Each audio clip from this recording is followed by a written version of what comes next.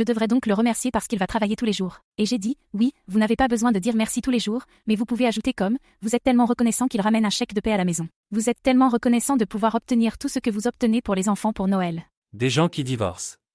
Déchirer leur famille, se marier en roue libre. Ou se frayer un chemin à travers elle. Je m'appelle Cass. Et je m'appelle Catherine. Nous sommes revenus des profondeurs de l'enfer pour sauver notre mariage abusif et toxique. Nous sommes morts au mariage. Retournons les statistiques de divorce avec le nouveau mariage. Ma femme est une femme forte. Je veux parler de l'indépendance aujourd'hui. Dans le dernier épisode, l'épisode 20 déjà, chérie. Nous sommes en croisière ces dernières semaines, les gars. Nous essayons de vous fournir des informations rapidement. Parler des attentes est l'une des dernières choses que vous avez dites, cela m'a vraiment fait réfléchir à quel point, je sais que c'est important pour les hommes. Je ne sais pas si c'est l'inverse. Il va falloir que vous nous remplissiez. Mais vous avez dit, j'ai besoin de passer par une sorte de processus de repousser les limites et d'avoir l'effondrement. Et ce que je reconnais, c'est une femme forte que vous aimez, vous ne voulez pas toujours demander de l'aide, vous voulez comprendre les choses, vous êtes incroyablement capable, accomplir tout ce que vous voulez. Et je pense que beaucoup d'hommes ont du mal à avoir une femme au cul fort, les femmes trouvent-elles la même chose à avoir un homme au cul fort? Et je ne parle pas de deux types A, deux qui se dominent l'un l'autre. Nous sommes toujours aux commandes. Je veux juste dire en général, indépendant, fort, puissant, peut accomplir. À mon avis, avec les femmes avec lesquelles j'ai travaillé, les femmes n'ont pas de mal à avoir un mari fort. Ils ont du mal à être trop forts. Gardez donc à l'esprit que nous attirons une certaine race de personnes dans notre programme. Et moi, en particulier, j'attire une certaine race de femmes. Je dirais que plus de 50% des femmes avec qui je travaille sont des versions fortes de moi. Je dirais que 100% des hommes qui viennent à mon programme, j'allais dire 100, je suppose que je devrais l'être juste au cas où, vous savez, 92% d'entre eux ont des femmes qui sont comme vous, des femmes fortes. Je pense qu'il y a une raison à cela en plus de qui vous êtes. C'est aussi la relation que vous avez cultivée. C'est la relation que vous avez cultivée et ce qui se passe dans ces relations. Tout le monde a des défauts. Mais vous savez, j'ai commencé comme une femme forte et ensuite, parce que je n'avais pas quelqu'un pour me diriger, je n'avais pas quelqu'un pour prendre des décisions parce que vous m'avez permis d'être dans ce rôle et je pense que c'est très très courant, avec les hommes mais ce que cela fait aux femmes et cela les rend plus fortes. J'ai quelques femmes dans mon programme en ce moment et leurs hommes ne veulent pas qu'elles le soient, elles apprécient le fait qu'elles sont des femmes fortes, mais elles utiliseront des mots comme si leur femme les écraserait ou saperait leurs décisions.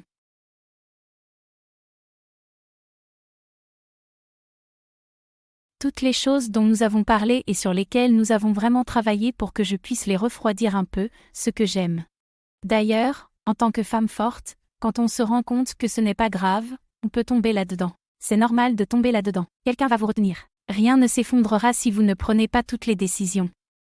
Comme quoi, une fois que vous réalisez que ce n'est pas grave, c'est ainsi, je ne connais même pas le mot. Je pense que c'est libérateur. C'est libérateur. Parce que c'est aussi la liberté de notre côté en tant qu'homme, n'est-ce pas? Voici pourquoi, parce que vous travaillez à un partenariat, n'est-ce pas? Et vous savez, nous avons peut-être une vision biaisée du leadership par rapport à beaucoup de gens, mais je crois qu'il y a certains niveaux de leadership que l'homme doit apporter, et qui sont la sécurité, l'humeur, l'environnement. Et d'ailleurs, je ne suis pas le meilleur dans ce domaine. Tu es là pour moi aussi, n'est-ce pas? Mais parce que je peux vous soutenir et vous permettre de ressentir ce que c'est vraiment, alors ce n'est pas comme si les hommes ne pouvaient pas ressentir, mais il y a tout un autre épisode. Mais le fait est que c'est libérateur, c'est la liberté. Parce que lorsque vous embrassez le leadership là-bas, disons en utilisant cet exemple du dernier épisode, où vous aviez juste besoin d'aide avec les enfants. Ah, alors vous vous sentez, d'accord. En fait, c'était le cas, je vais partir. J'ai pleuré et j'ai dit, je vais partir si tu ne m'aides pas. Donc, en utilisant cet exemple, en créant l'environnement où vous pouvez simplement diffuser cela. C'est l'étendue de ma responsabilité en matière de leadership, je crois. Le reste, nous le découvrons ensemble. Oui, et vous savez, vous aviez un très bon point. Je ne savais pas où vous alliez aller avec cet épisode menant à l'autre, mais la raison pour laquelle je me suis poussée jusqu'à l'effondrement, c'est parce que j'en suis capable. Et dans mon esprit, vous savez, je devrais être capable de m'occuper des enfants. Je devrais être capable de gérer leurs émotions. Je devrais être capable de gérer leurs démonstrations publiques de chaos. Avez-vous entendu dans son esprit les attentes que vous aviez de vous-même? J'avais des attentes envers moi-même. Et donc, au moment où j'en suis arrivée au point de demander de l'aide, j'étais tellement au-delà de l'utilisation des compétences de communication que j'ai juste pleuré au lieu de te quitter si tu ne m'aides pas, ce qui est d'ailleurs un ultimatum. Ce n'est même pas une limite, c'est un ultimatum. Mais ce n'est tout simplement pas vrai quand vous êtes là où nous en sommes parce que quand vous êtes là où nous sommes, voyez-vous, je ne le prends plus personnellement, n'est-ce pas? Comme vous le savez, vous pouvez le faire sortir. Même, n'est-ce pas? Et donc, voici ce que je veux vraiment encourager. Je savais aussi qu'il ne voulait pas que je le quitte. Je savais donc qu'il n'est... Oh, donc c'est de la manipulation.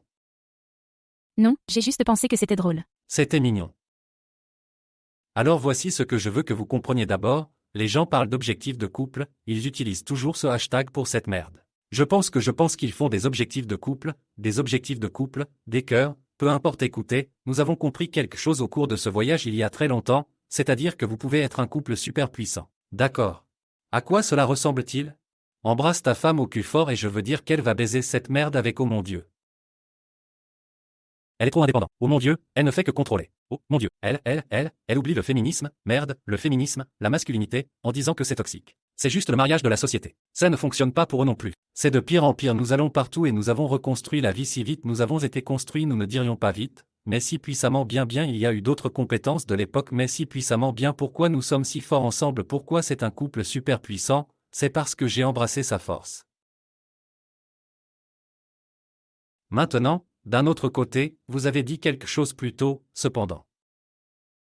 Tu m'as permis d'entrer là-dedans pour être capable de t'emmener dans un endroit où tu pourrais te sentir à nouveau, où tu pourrais me faire confiance à nouveau, où tu pourrais croire que le nouveau gars était réel, où toutes ces choses, peux-tu parler?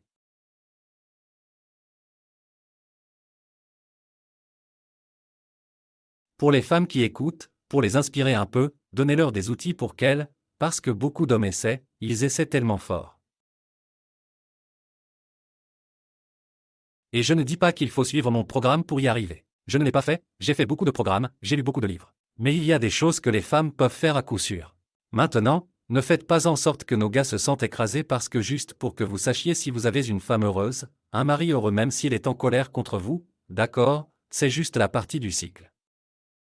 D'accord, en fin de compte, il vous aime et veut vous faire plaisir et il ne sait pas comment sortir de dessous vous. Il a vraiment peur. Je pense que les gars qui ont peur d'investir en eux-mêmes pour pro, nous ne nous demanderions jamais si nous pouvons acheter un programme pour investir en nous-mêmes. Alors nous le faisons, n'est-ce pas? On en reparle après. Maintenant, nous sommes en position financière de faire ce genre de choses, mais ces gars-là mes gars ont tellement peur de son humeur, de la façon dont elle va réagir si elle n'aime même pas le rendez-vous. Pouvez-vous parler? Oui, je peux. C'est une question très difficile, parce qu'il m'en a fallu beaucoup pour vous permettre d'intervenir en tant que quelqu'un sur qui je pouvais compter, comme quelqu'un dont je croyais qu'il pouvait me diriger.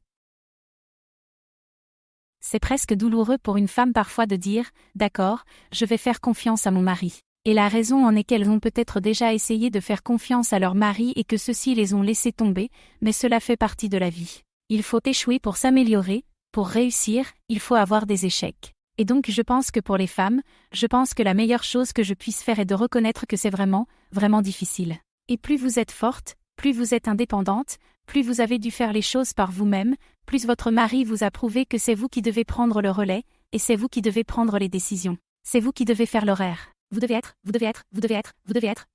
Eh bien, quand votre mari commence à faire des changements, vous devez, il y a encore ces mots, vous devez lui donner l'occasion de vous le montrer. Et s'il échoue, savez-vous quoi? Soutenez-le pour qu'il essaie à nouveau. Vous ne pourrez jamais prendre du recul et être moins cette femme qui va, qui est épuisante, soit dit en passant. Si vous ne laissez pas votre mari prendre le relais, aucune femme n'était censée tout faire dans la relation. Donc, si vous avez l'impression que vous faites tout, maintenant votre mari pourrait fournir, peut-être qu'il a l'impression de tout faire, cela nous ramène à l'épisode des attentes dont nous avons parlé la dernière fois, mais personne n'était censé tout faire. Donc, si vous ne pouvez pas prendre du recul et donner à votre mari un peu d'espace pour être l'homme que vous voulez qu'il soit, vous ne lui permettrez jamais d'être cet homme. J'adore ça. Et aussi, je vais y aller avec gratitude. Il y a comme un processus en 2 étapes ici avec la gratitude. Voyez-vous, au début, quand votre mari est comme l'homme que je décris, il peut dire merci et il peut le penser. Et beaucoup de cela, l'exemple des notes autocollantes, n'est-ce pas? Une grande partie de cela est sapé. Tout l'amour est miné par les bavardages, les bagarres et les ordures. Mais le moment où j'ai commencé à vraiment t'apprécier, à nouveau, et puis tu m'as appris beaucoup plus sur la gratitude beaucoup plus tard dans ton voyage. Mais plus vous exprimez de gratitude envers moi, et je suppose que je pense que c'était peut-être pour. Je ne sais même pas. J'ai l'impression que cela aurait pu faire partie de votre parcours pour être capable d'accepter que je sois le nouveau gars ou quoi que ce soit.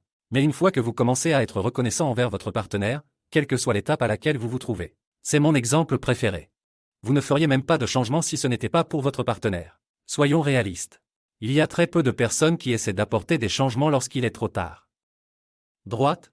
Tu as besoin de quelqu'un de très proche de toi pour t'appeler sur ta merde. Oui, mais cela arrive très facilement dans le mariage.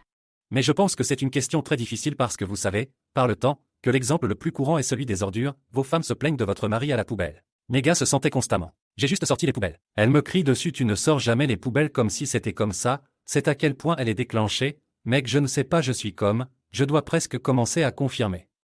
Avez-vous vraiment sorti les poubelles ou y avez-vous pensé?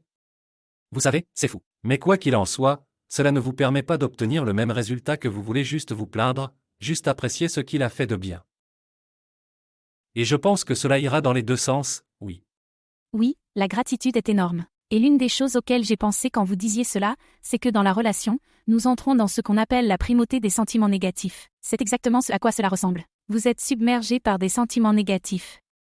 Donc, quand votre mari, si j'avais un sentiment négatif qui l'emportait en ce moment, j'aurais probablement quelque chose qui ne va pas avec la façon dont il vient de boire son soda. C'est que vous remarquez toutes les choses négatives. Alors peut-être qu'il a sorti les poubelles et que les poubelles sont une chose tellement drôle parce que c'est comme les sortir vous-même et c'est ce que je dirais à ma femme si cela vous dérange autant. Votre mari est probablement fatigué, peut-être qu'il a une journée de travail stressante. Par exemple, où est votre empathie pour sortir vos propres déchets? Comme de toute façon. Et il y a évidemment plus que mais les sentiments négatifs l'emportent sur vous, remarquez toutes les choses négatives, alors peut-être qu'il a sorti la poubelle 9 fois sur 10 et que sur cette 10e fois tu le repères parce que tu remarques le négatif, tu n'as pas dit merci le 9 autres fois, qui a récupéré le sac d'ordures qui fuit. Oh, quel bon exemple.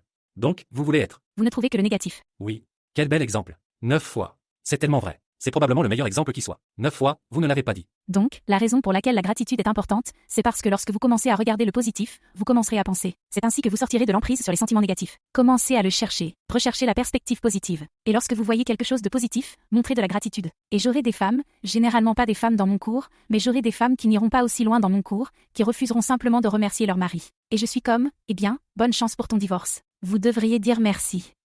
Comme quelqu'un me l'a dit, alors je devrais le remercier parce qu'il va travailler tous les jours. Et j'ai dit, oui, vous n'avez pas besoin de dire merci tous les jours, mais vous pouvez ajouter comme, vous êtes tellement reconnaissant qu'il ramène un chèque de paix à la maison. Vous êtes tellement reconnaissant de pouvoir obtenir tout ce que vous obtenez pour les enfants pour Noël. Il devrait également vous remercier d'avoir pris soin de vos élions que vous devez élever. Et je ne sais pas si vos enfants sont des élions, mais je ne fais que supposer. Ne mens pas. Oui. Mais la gratitude devrait aller dans les deux sens, parce qu'alors vous évitez la complaisance, et vous évitez certaines des attentes non satisfaites que vous évitez. Permettez-moi donc de faire le lien maintenant. D'accord. Donc, lorsque vous utilisez des choses comme la gratitude pour votre partenaire fort, soit vous en avez un, soit il est enfoui au plus profond de vous-même. Je sais que tu es connu pour faire ressortir cette femme puissante. Tu sais? Ou vous êtes un homme dans mon programme qui essaie de prouver qu'il est un homme fort et qu'il a été tellement battu pendant si longtemps. Encore une fois, peu importe qui vous écoute, c'est vous qui décidez. Commencez à diriger avec gratitude. Les 9 fois où vous avez manqué. Vous ne pouvez pas vous tromper avec gratitude. Oui. Vous ne pouvez pas vous tromper. Si c'est réel, revenez quelques épisodes en arrière. Ne vous contentez pas de dire un merci vide comme si vous aviez 3 ans et que vous disiez merci pour une ventouse. Oui, c'est vrai. Gratitude, cela peut être plus qu'un merci, mais vous, en tant que diplômé, vous ne pouvez pas vous tromper. C'est juste. Nous allons nous en occuper. D'accord. À plus tard. Au revoir.